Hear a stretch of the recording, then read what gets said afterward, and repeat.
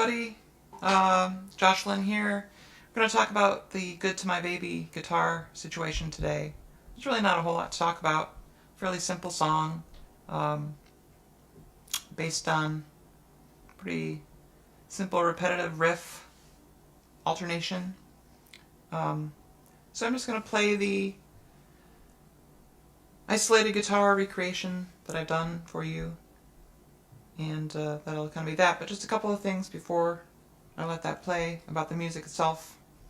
One interesting thing is that the reverb was split off from the dry track, so if you pan on the basic track on Hawthorne or on the bootleg, one track is all the reverb return, and the horns are added later on, but you can hear what just the reverb return from a chamber sounded like if you pan hard right, and I think that's kind of neat. And then if you pan hard left, you can hear just what the dry studio sound was. And that's fairly unique to have the reverb the wet reverb totally separated from the dry signal. So I think that's a neat little thing you can hear. And then let's just talk about the riff really quickly.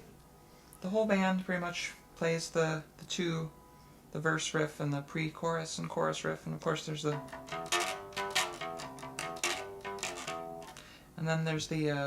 pre-chorus thing.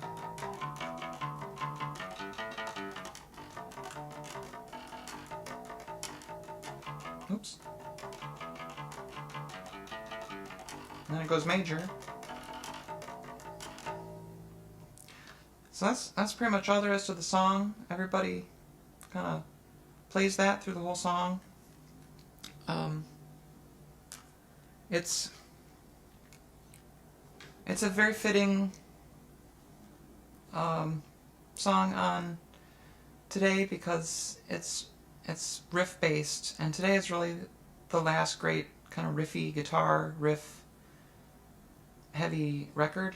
If you think about how many good riffs there are on that record, you know, there's that one, and there's Don't Hurt My Little Sister,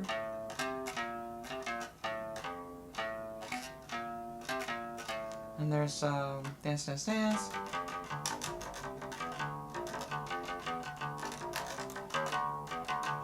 you know, there's a lot of great guitar riffs, the kind of thing that you might see transcribed in a guitar magazine or something before the guitars got more subtle into Summer Days, and then very subtle and not sort of riffy, but much more orchestral in Pet Sounds and Smile. So that's cool. I really like today. I like the guitars on it.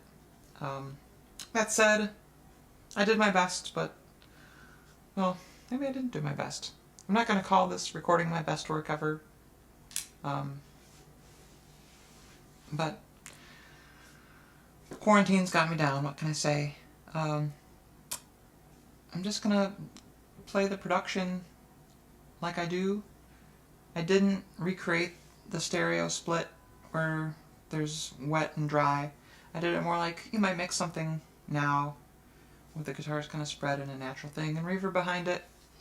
I will say Billy Strange's lead guitar was kind of hard to dial in to get the right sound. Carl's much easier because he's direct into the board and you don't have to deal with amp sims. So what I ended up using for Billy's was, I think, a custom pipe reverb custom 64 from IK Multimedia, their Amplitude program. I found that I could get a nice trebly, punchy sound without it breaking up, which was hard to do with some of the other amps, which would start to break up, and that's not really what's happening on the record. And like I said, for Carl, I just went straight into the UA 610 board. The third guitar on there, Bill Pitman's guitar, is kind of nebulous to me. I think he takes over from Carl doing the lead during the chorus, and Carl switches to rhythm. But it's possible that Carl switches to rhythm and Bill stays on rhythm. It's not really obvious, and it's sort of all mixed together because there's this auto harp strumming the whole time that kind of masks what I would normally listen for when I'm distinguishing guitar parts. So See if you think I've got it right. If not, let me know that you disagree in the comments. Look for, I'm gonna do Don't Hurt My Little Sister next. There's some good guitar stuff to talk about and to show in that one.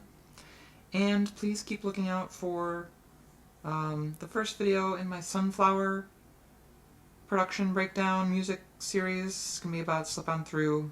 It's taking a little longer than I wanted it to because there's more to kind of dissect, and I wanted to do it in a little different way. More sort of building the track from scratch than just kind of presenting it to you fully baked. Anyway, I've talked far too long. Please be safe and enjoy this guitars and basses only isolation mix recreation. Thank you, bye.